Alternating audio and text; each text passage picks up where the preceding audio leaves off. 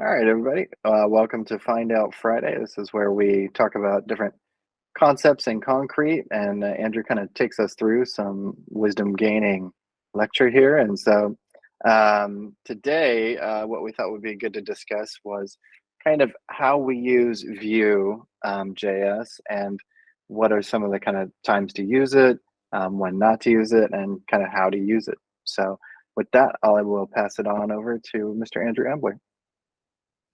Thanks. Yeah, so we use Vue.js in the core. Basically, anytime we need to have an interface that's kind of that reacts to what users do in the page without reloading the page. So, anytime you want to go onto a dashboard screen and you want to click a plus button to add, some record somewhere, and it's supposed to just stack up that record on the page, and then you click submit.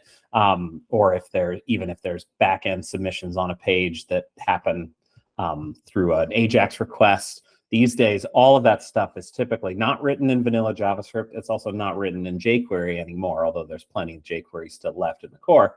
For anything new, and for anything new in the past 3, 4, 5 years, we'd be using Vue.js for this, because it's just a really nice way to solve problems in JavaScript. Honestly, it's just and I think that might seem a little bit nebulous, but when I show some use cases, it'll probably make a little bit more sense. So with that in mind, I think I will show a window if I can.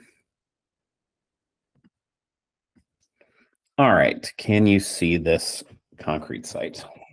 Yes. Awesome. So these are the two things I'm going to show. This is the password requirements dashboard page in Concrete 9. And then this is I'm going to show off the top navigation bar block. So in Concrete version 9, there is a sort of header nav bar that themes can use. You can also just build your theme with a nav in it, of course, but we wanted to have a kind of reusable block for this type of stuff in version 9 that was mobile friendly and had the ability to add search stuff into it, logos, etc. And so when you go in to edit this block, you can see that there's a lot of stuff in this block that it's letting you do. So for example, if you can show pages in the bar or not. And if you do that, this second option shows include child pages in drop-down menu. If I turn that off, other stuff happens. If I turn other things, if I change other things, you can see there's this stuff swaps in and out, whether I include the logo, include text in the logo, this kind of thing is here. So, nothing tremendously taxing in terms of this, but if you were writing this in jQuery, you'd be, writing tons of event handlers, and you'd have to handle not only kind of when you came into, with jQuery, it's always kind of a pain, because you would have to not only handle it when you changed it, you would have to always watch for the initial value and make sure that you fire your events, not just on change, but also on load. And, if you add a new thing in there, you might end up having events that fire twice. And it's just like, just kind of a pain. This is the edit interface of the top navigation bar block. It should look pretty familiar to developers who have worked with concrete blocks before. There is, PHP that does some procedural stuff in here. There's, and it's mostly HTML. But when you get down here, you'll see some V statements, and those are Vue.js things. And so, for example, if I want to show the text branding, if I want to show the text branding portion of this when I'm including text branding or include text and logo, all I have to do is just have there's just a v-if statement here, and it's just declared right on the HTML. There's, v-else is also a thing you can do here.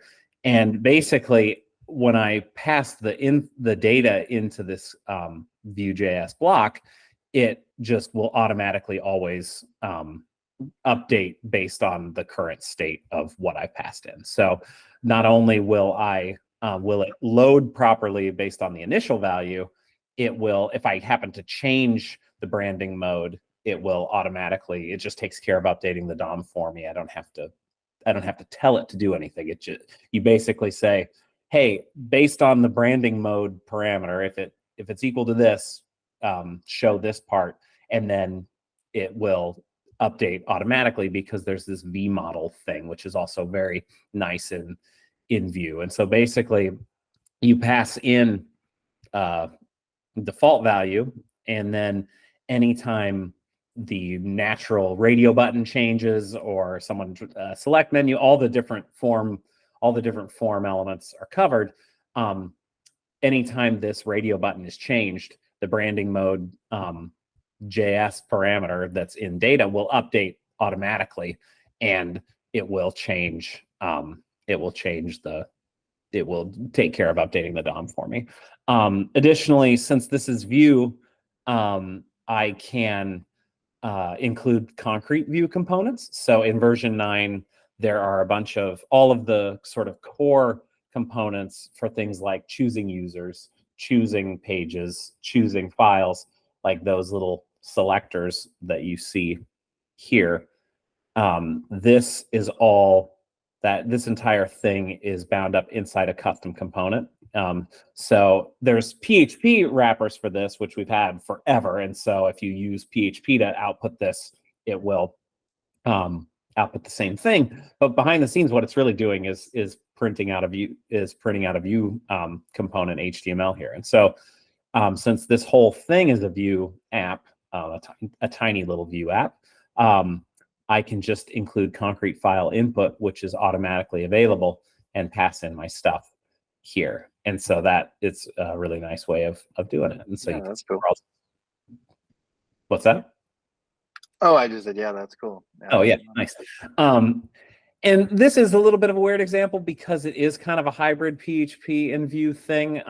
Like I like to use Vue in order to do all the annoying busy work of showing little DOM sections and hiding them. But, you know, this particular thing is not necessarily the most robust example of Vue because, you know, Vue can be used to power entire like tiny little applications or you know, huge applications that live in a browser. And this is really just a tiny little interface that shows up in a dialog window. But even then, it's still much easier to work with Vue to do this kind of stuff than anything else. Before I move on, I think an important thing to talk about is how we actually let you call Vue. So if you were to just start doing this here and putting V models and stuff anywhere, it wouldn't work for nothing would happen. It wouldn't be wired up to be a Vue application because you have to actually tell Concrete that something is Vue. So one thing that is kind of interesting is Vue likes to be, you know, if you were building an application from scratch, you would probably have a single HTML page that was like index.html and a single div. And you'd say, this div is my application. And then everything else inside it is just this nested tree of components, which is certainly a reasonable thing to do. But in Concrete, we can't do that because Concrete is this crazy hybrid hodgepodge of like PHP coming in, old jQuery code, block views and edit screens that we have no control over. We have no idea what people are doing in their stuff. So we can't just say, hey, the entire website you're editing is a Vue application, so go nuts. What we have to do is we can't do that. And that's one reason why our toolbar and tool panels and stuff are not Vue applications, because we can't wrap everything in Vue because it'll break just tons of stuff coming in from who knows where. So what you have to do is we don't opt into Vue at all. You have to kind of haul it yourself when you need it. So and here, but fortunately it's a pretty easy thing to do. So down here you'll see in the end of edit.php we have this concrete.vue.activate context, and this is a core library that is always available when you're in edit mode. It's our Vue manager, and basically this thing exists because we needed a way to make a bunch of core Vue components available in different contexts. So there's 3 contexts. There's front end, which is sort of anything to do in a theme or a block Vue template. We don't really do anything with Vue in that. It's just kind of, that's just a convention that exists, but it's not really used for Vue. Then there's CMS, which is typically used for block editing stuff. So like or panels that happen on the front end. And then there's backend, which is dashboard stuff. And the backend view context actually is a superset CMS. So anything registered in the CMS context will automatically be available to the backend. And what that lets us do is in the core CMS JavaScript that's always included when you're editing a site, we register a bunch of components like concrete file input, concrete page input, etc. And so if you use concrete view activate context, what that will do is it will include a bunch of components in this config components line here, so you don't have to pass them in yourself. So what's happening is we already pass in a whole bunch of components for you, so you can just use concrete file input, you can just use concrete page input, etc. And what's also nice here is developers can extend these contexts in their own JavaScript files if they need to, so that their own custom components will be available here. So this is just kind of a way of not having to write a ton of boilerplate code every time you want to work with Vue. And so this, and also making sure everything loads properly. So activate context is useful because this function only runs once Vue is loaded, once all the components are ready, etc. So you know that when this new Vue line here runs, everything is ready to work. So, and beyond that, this is all just standard Vue stuff. So the EL is a standard Vue option in the Vue constructor that is it says which div on the page or which element on the page do you want to turn into a Vue application. So here, and that's just a sort of standard JavaScript jQuery style selector. So it's div with the data view edit top navigation bar block attribute. And so if I go up here, you can see that corresponds to this line up here. And then we pass in all of our CMS components, and then we pass in a bunch of data. So this is just, all this stuff is, doesn't have to be in here. This is stuff specific to whatever this block is doing. And so if I flip over to this password requirements page in the dashboard, you can kind of see a little bit more featureful example of how we use Vue. For example, like if I click on here, you can see we've got these different things showing up. If I click add, I've got this kind of stuff stacking up here. If I click this, I can remove it. Restore to default values, pops up a dialog and does all this stuff. If you were having to do this stuff with jQuery, even when we used underscore templates for a while, and that was like a weird half measure between jQuery and Vue that honestly I think is worse than just using jQuery in retrospect. No offense. Sorry, underscore team. It just is a good idea. It's clearly a need, but just working with the native Vue syntax is just a lot easier, honestly, since you don't have to define these templates in separate JavaScript strings. So here's an example of this. This is how the password requirements dashboard page works. So here we've got a jQuery document ready, which we don't actually need, but that's a thing that we have in here. We have Concrete View Activate Context backend. So that means once all the backend JavaScript components are available, this will run. So we've got some data in here that we are passing in from our PHP controller. So this is interesting. Since this is the PHP page, we do pass in data with PHP. You don't always have that luxury, but we do here. We've got some methods that Vue will use. So like that add row thing that when I clicked on this up here, that calls add row, which is just runs that add row method anytime you click on this icon. And adding a row is just as simple as like adding to this regex's JavaScript data property here.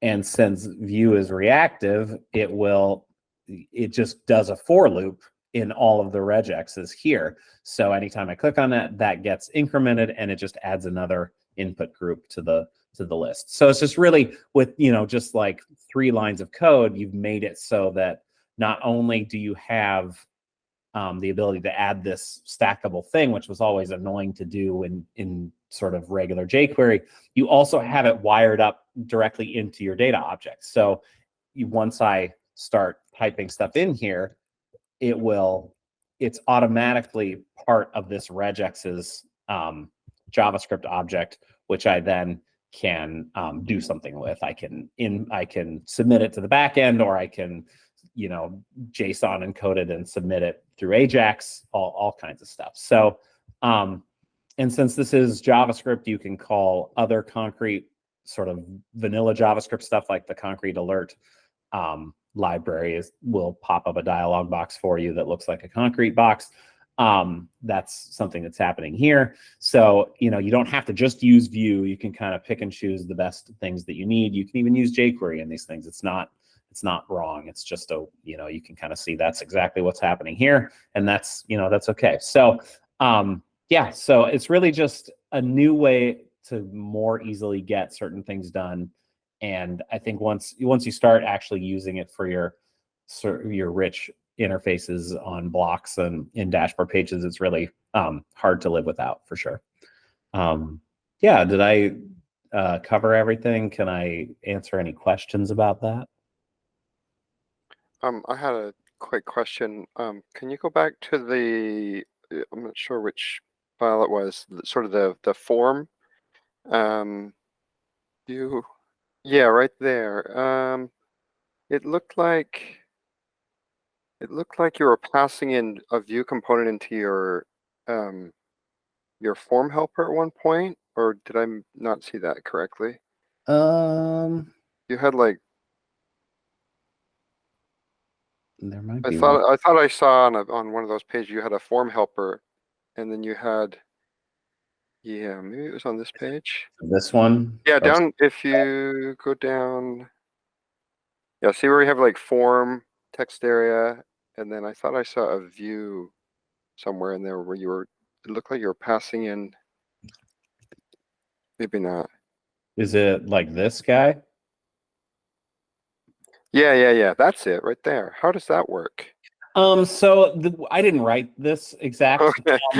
No, I can explain it, and it's not wrong. It's just interesting to see these. I think what happened here is this dashboard page probably started life as a more traditional dashboard page, and then we added some features to it, and it was like, man, this is going to be really chunky if we to add all these new features and still keep it sort of boring old jQuery. So let's keep some of the stuff that exists, like why we don't need to rewrite everything in the world, but let's use Vue to enable some more interactive elements.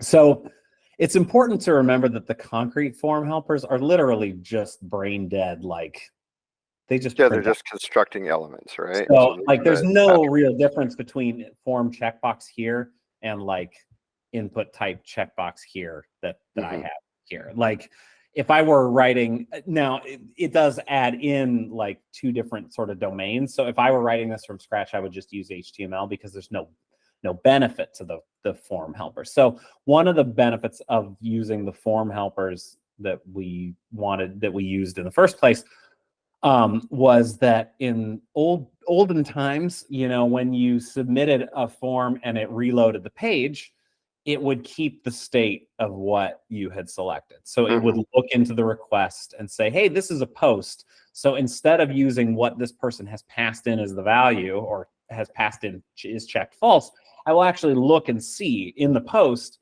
if they have checked it, and I will reflect that accurately so that it doesn't, you don't have this thing where you submit a form and then it doesn't reflect, and then you get validation errors, but the wrong elements are checked now when the page reloads. Right. So that was kind of one of the reasons why the form helpers were nice. They also do cut down on some of the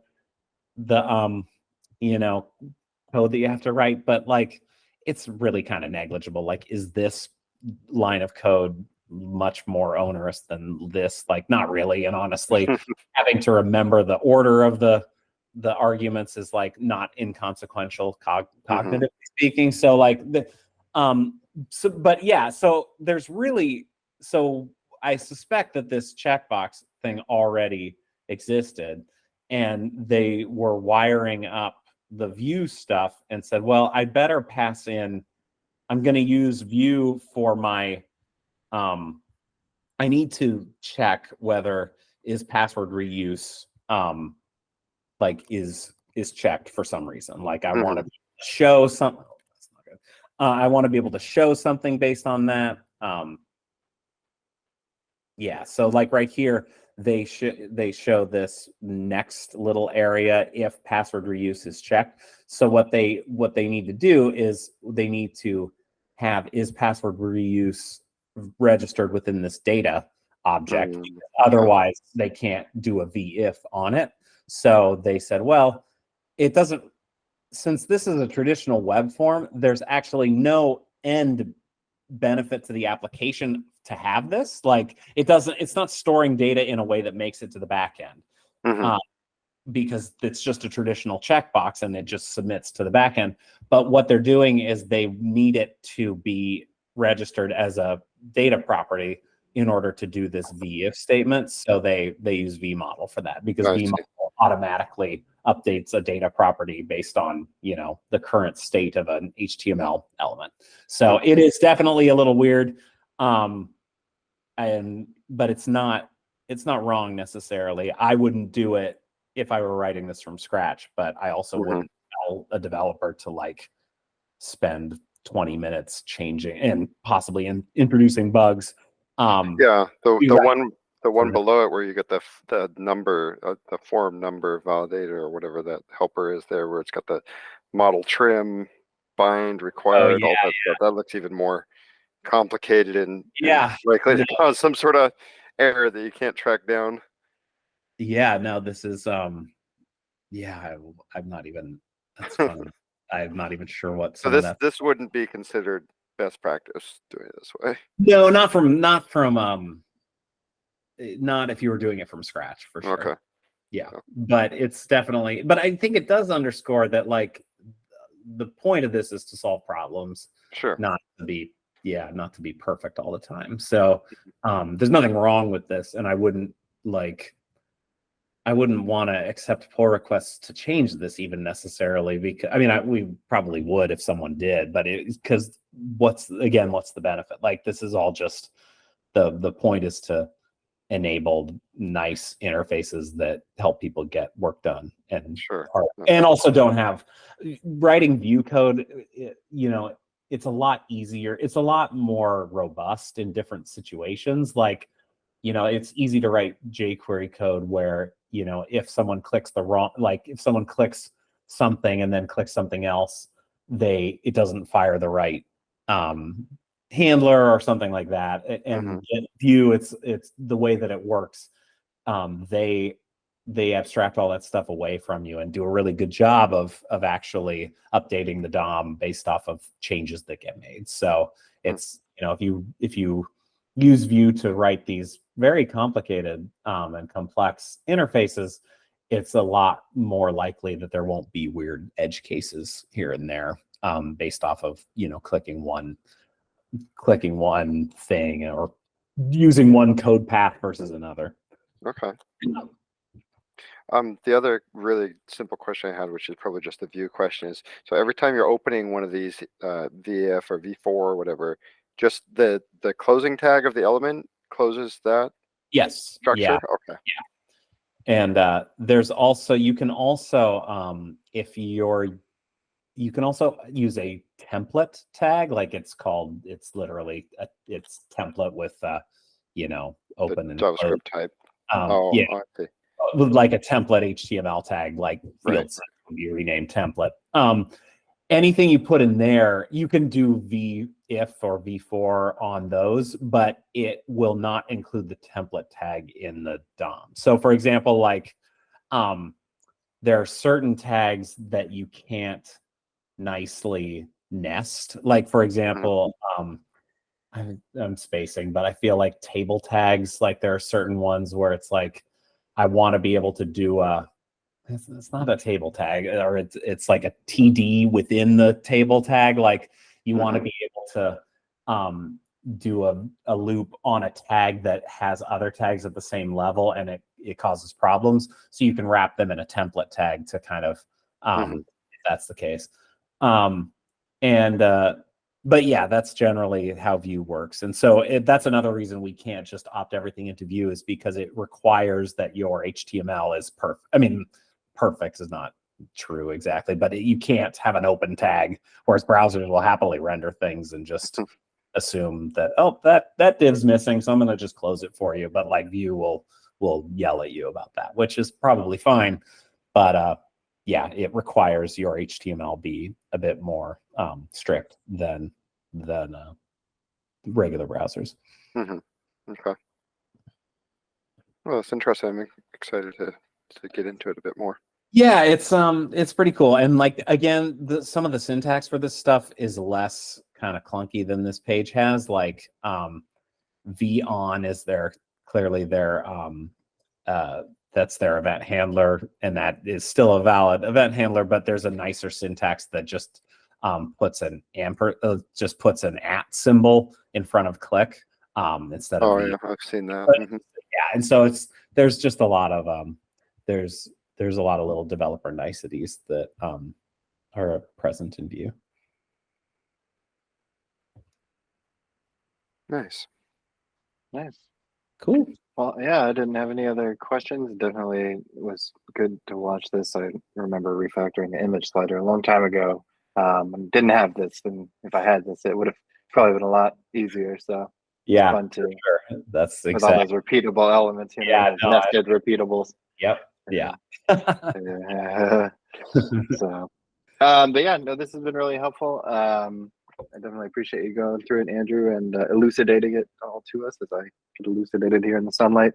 Yeah, so we appreciate it. And yeah, we'll definitely do it again soon, everybody. Alrighty. All right. Thanks, everybody.